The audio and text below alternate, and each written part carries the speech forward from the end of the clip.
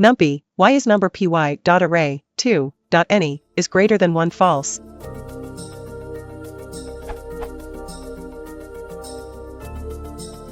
Shouldn't any test all elements of the array and return true?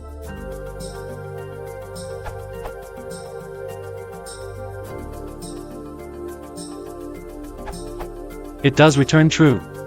But true is greater than 1 equals false. While the first part is 2 is greater than 1, which of course is true. As others posted, you probably want.